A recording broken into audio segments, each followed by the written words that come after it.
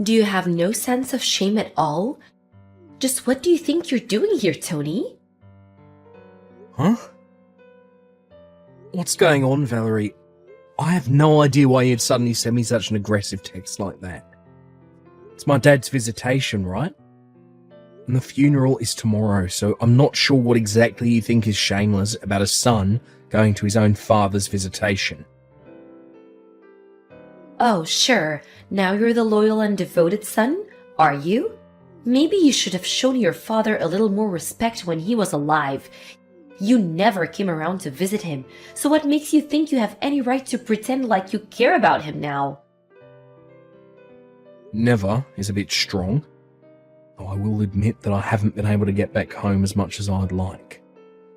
I presume you're also aware that I didn't have the best of relationships with my father. Oh yeah, I've heard all about the two of you. I thought so.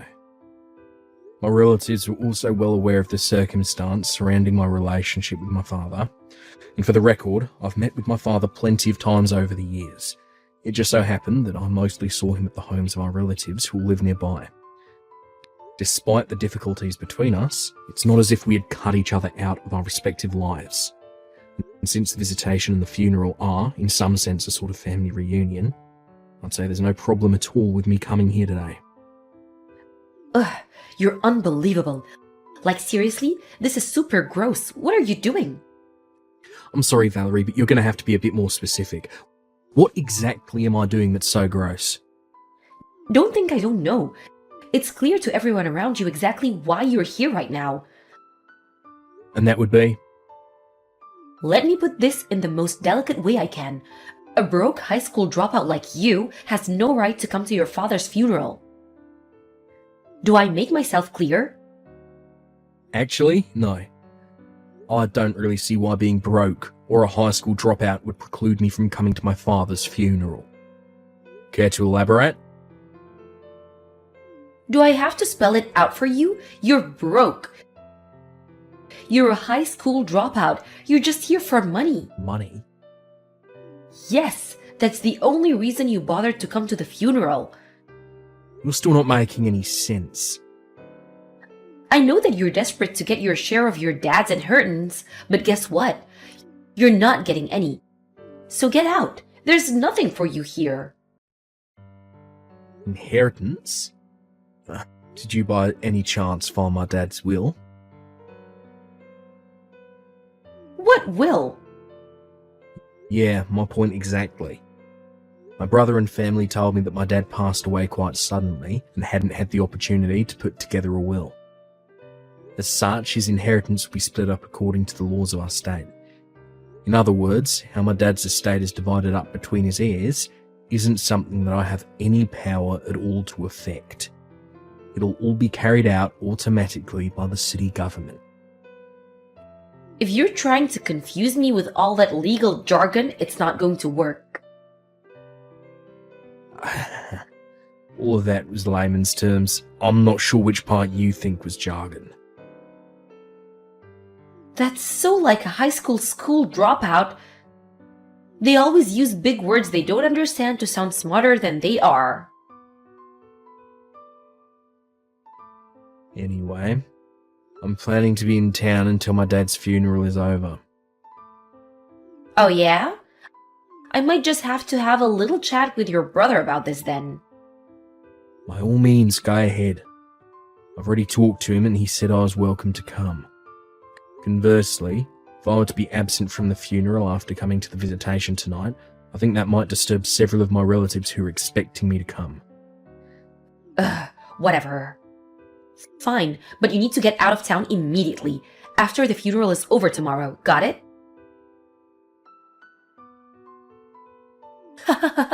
That's what you get?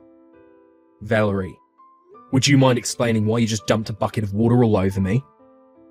I may have let you come to the funeral, but a high school dropout has no right to sit in front with the family. You can sit in the back. You seem like you wouldn't be happy no matter where I sat. Well, duh. Besides, the visitation is over, and now the funeral is over, so you've got no more reason to stick around. Hurry up and get out of town like I told you to. As you wish. You can take care of things from here. And don't you ever show your face around here again. Tony, I'm so sorry. Hey, Ellen. Thanks for taking care of the funeral today. It was lovely. Where are you right now? In a hotel across the street from the airport. I was planning to stay the night here, so I already had a reservation. My flight isn't until the morning, so I'm just kind of killing time until then. But what's up? Why are you apologising to me all of a sudden? When I heard what happened, I had to apologise. During the funeral service, I looked around and noticed you weren't in your seat anymore. My wife told me that you'd gotten sick and went to the emergency room, and I completely believed her at first. And then at lunch, I was talking to some of our family about you. And they said that Valerie had dumped a bucket of water on you and kicked you out of the church. I'm so sorry it took me so long to realise what had happened. Nah, don't worry about it, Alan. You've got nothing to apologise for. You had more than enough on your plate already with handling all the funeral arrangements. Be that as it may, I still need to take responsibility for what my wife did to you. Again, Tony, I'm so sorry for what happened. Oh, thanks for that, Ellen.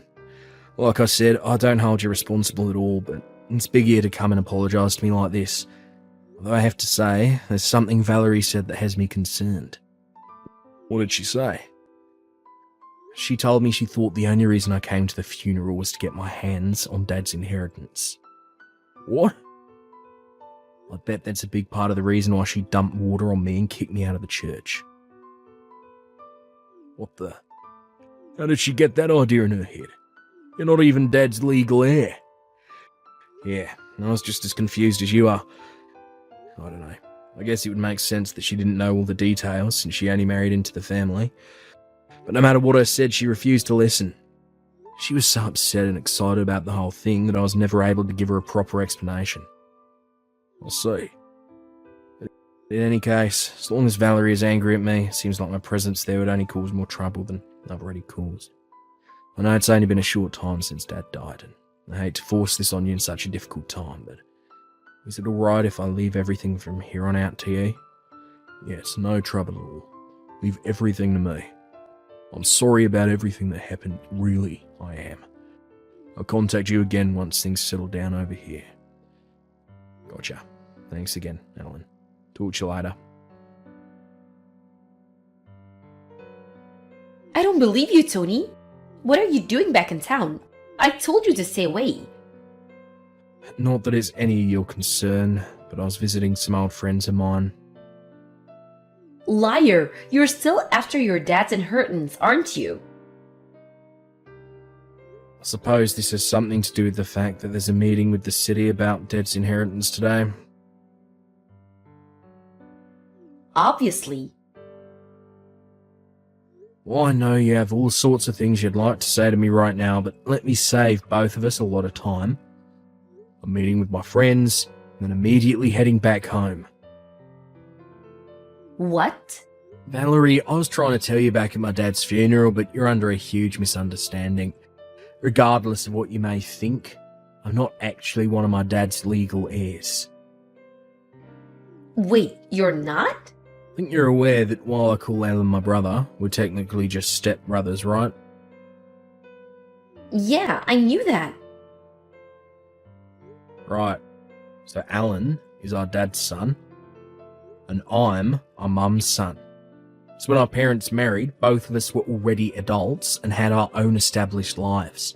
So since there's no need for financial support, I was never legally adopted by my dad.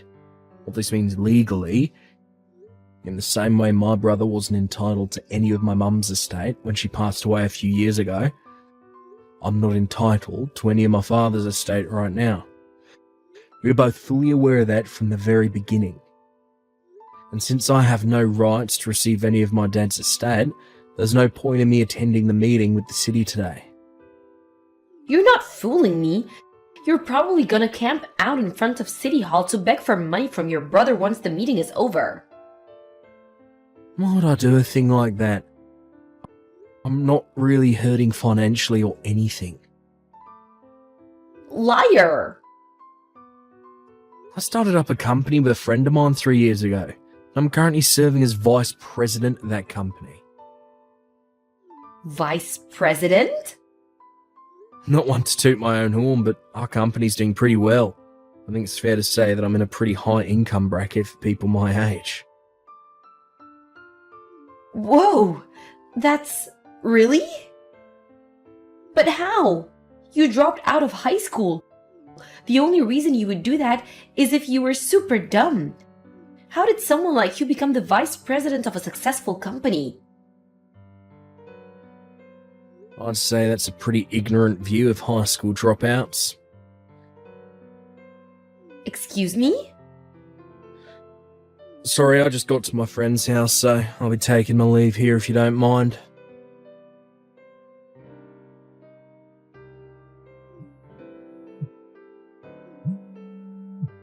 Tony, this is your doing, isn't it? What's the matter, Valerie? Where are you right now? In the airport, about to board my plane. Why? Get back here right now. Hate to disappoint you, but I'm afraid I can't do that. I've got work tomorrow morning. If I miss this flight, I won't be able to get to the office on time. Your job isn't what's important right now. My future is what's important. At this rate, I'm gonna be divorced before I get my share of your dad's estate. Ah, I see. Is that all you have to say? If I'm not mistaken, my brother told you he's going to divorce you right before the meeting with the city started, right? Yes. Now that you know what's going on, hurry up and get your butt over to City Hall right now and fix what you did. Fix what exactly? Stop playing innocent. You high school dropouts are all the same. You always use dirty tactics to get what you want. What did you say to my husband? Whatever you said, it got my husband to divorce me. I'm gonna lose my share of his inheritance. Well, Valerie, I'm afraid to say that you're once again drastically misunderstanding the situation.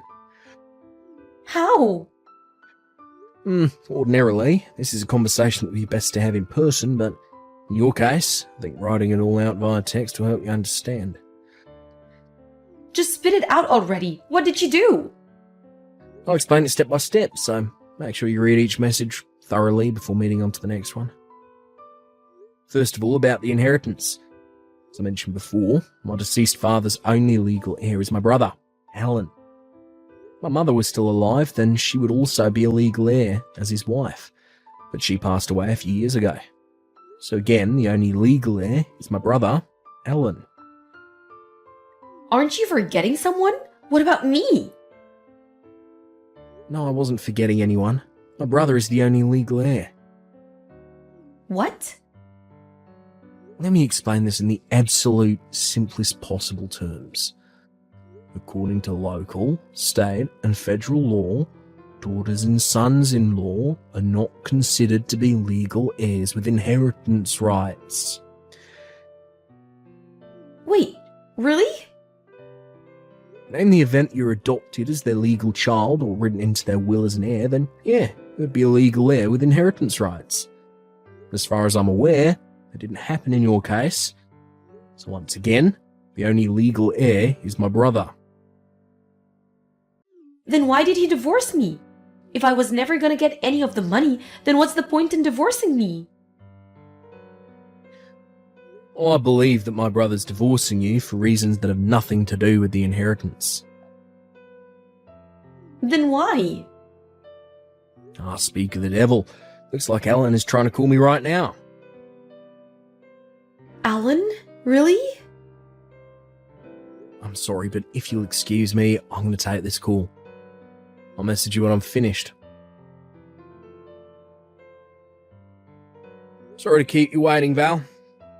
According to my brother, as soon as he told you he was divorcing her, you ran away and locked yourself in your room before he had a chance to give you an explanation as to why. I suppose the reason you text me right now is most likely because you're convinced, for whatever reason, that I'm the one responsible. Correct? You are responsible. I know it was you.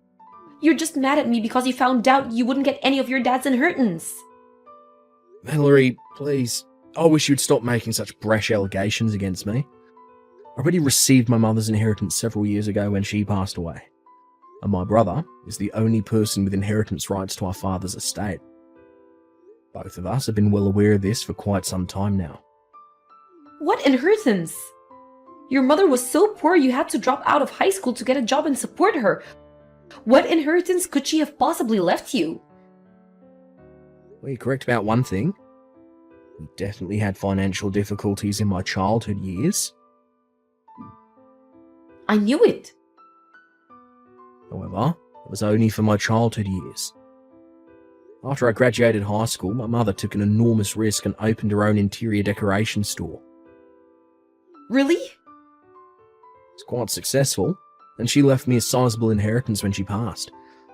Actually, that store's now being run by my wife. My mother had been training her up in preparation to take over when she retired. Oh, So, as you should now be able to tell, I'm not quite in as hard of financial straits as you are at this point in time. hey, what's that supposed to mean? You're making it sound like I'm the one who's dirt poor.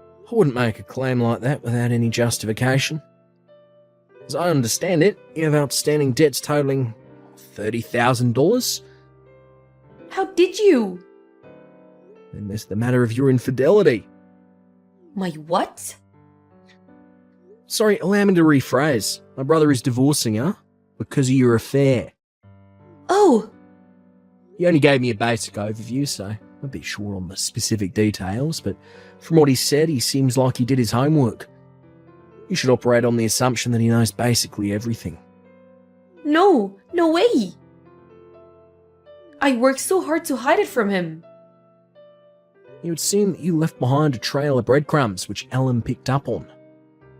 Now then, if you'll excuse me, Wait, I just heard the call to start boarding my plane, so I'll take my leave here. but how did... I never thought I'd actually get caught. Valerie resisted the divorce at first, but she suddenly became much more cooperative right after my brother officially received her father's assets. Come to find out, Valerie was under the false impression that she would be able to receive a share of the inheritance during the divorce proceedings. Her lawyer was burdened with breaking the news to her, but no, assets a spouse receives through inheritance are not subject to property division in the event of a divorce. This came as a terrible shock to Valerie, who had been intending to use that money to finally pay off her debts, as well as soften the blow of my brother's lawsuit against her for infidelity. Faced with this reality, Valerie stormed over to my brother's house and said that she was taking back her consent to the divorce, but it was already too late. The divorce had already been finalised. Not to mention my brother wasn't even at the house because he had already sold it and moved. After being abandoned by her husband, she tried to run back to the man she was cheating with, but he turned her away. She then went to her parents, who also turned her away. She's now living in a run-down subsidised apartment, working multiple part-time jobs and gradually chipping away at her multiple sources of debt while barely managing to scrape by.